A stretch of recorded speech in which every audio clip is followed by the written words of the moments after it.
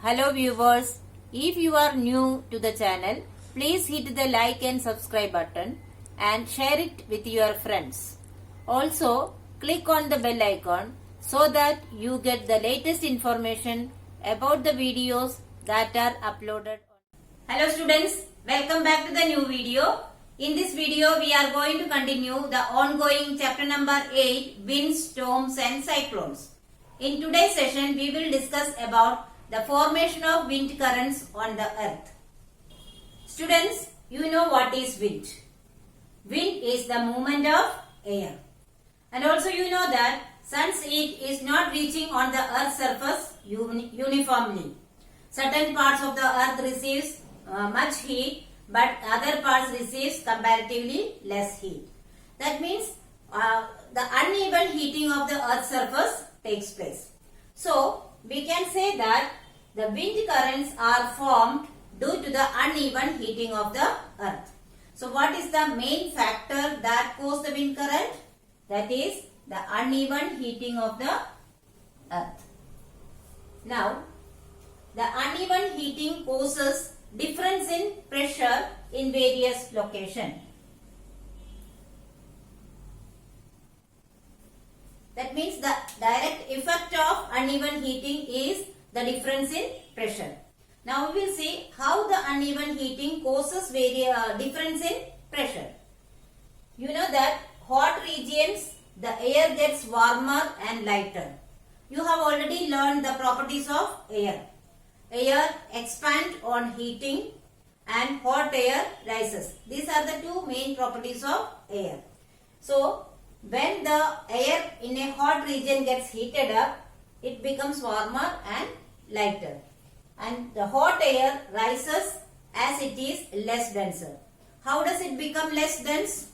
Because the same air is getting occupied in the more space. So, it becomes less dense. And the property of hot air is that it becomes less denser and rises up. Then, what about cool air? Cool air is heavier and denser. Therefore, it rushes to replace the hot air. This continuous movement of air leads to the wind currents. Okay. So, wind currents are formed in two situations. First one is due to the uneven heating between equator and poles. Second one is due to the uneven heating of the land and water. We will see this one by one. First of all, we will discuss the wind currents formed due to the uneven heating between equator and poles. You know, equator is the middle part of the earth and polar regions are on either side of the equator. Therefore, the equator gets more sunlight in comparison with the polar regions. Do you know why? This is due to the shape of the earth as well as tilt of the earth's axis. Because of that, the air in these areas, which area? In the equatorial areas, become warm and rises up to the atmosphere, producing a region of low pressure. That means the air in the equatorial region gets warm up easily and rises up. Due to that rising of the hot air, an area of low pressure is created. As the warm air from the equator rises in the atmosphere, the cool air from the regions in 0 to 30 degree latitude on either side of the equator moves in to take its place. These winds blow from the north and the south towards the equator. That is from in area between 0 and 30 degree in the northern hemisphere and 0 and 30 degree space in the southern hemisphere starts moving towards the equator. Now, what about the air in the polar regions? See, at the poles the air is cooler than that at the latitudes about 60 degree. See, 60 degree latitude is much away from the equator, but still it is much warmer than the air in the polar regions. So, the warm air from the regions between 30 to 60 degree latitudes rises up and cold wind from the polar regions rushes to take its place. So, in this way, the wind circulation is set up from poles to the warmer latitudes. See, the direction of this wind flow is supposed to be in towards the north and south, but it is not happened so. What is the reason? Due to the effect of the rotation of the earth, the wind flowing in the northern hemisphere bends towards its right, and in the southern hemisphere it bends towards its left.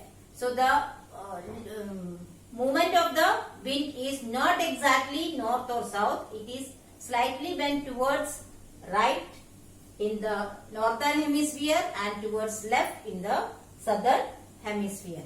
That is due to the rotation of the earth. Now we will discuss the wind currents formed due to the uneven heating of land and water. See, uneven heating of the land and water leads to the formation of land breeze and sea breeze. In summer, the land near the equator warms up faster. Therefore, the temperature of the land is higher than that of the water in the oceans. So what happens? The air above the land gets heated up faster and rises, creating an empty space. It means that there is a low pressure created just above the land. Now, there is low pressure created above the land. This causes the winds to flow from the oceans towards the land, carrying moisture with it. So, this moisture carrying winds cause heavy rain, and these are called the monsoon winds. So, the monsoon wind which carry the enough moisture that flow from ocean towards the land brings heavy rain. So, the word monsoon is derived from the Arabic word mosam, which means season. So, what is the origin of the word monsoon? It is the Arabic word mosam. Its meaning is season. Now, we will see the wind flow pattern on the earth.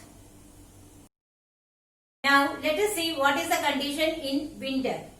In winter, the uneven heating of land and water generates winds from the northwest colder lands which carry little water. So, it brings only small amount of rain in the winter season. Rain is very important as it recharges the underground water, water reservoirs and water bodies, and also provide water for the agriculture.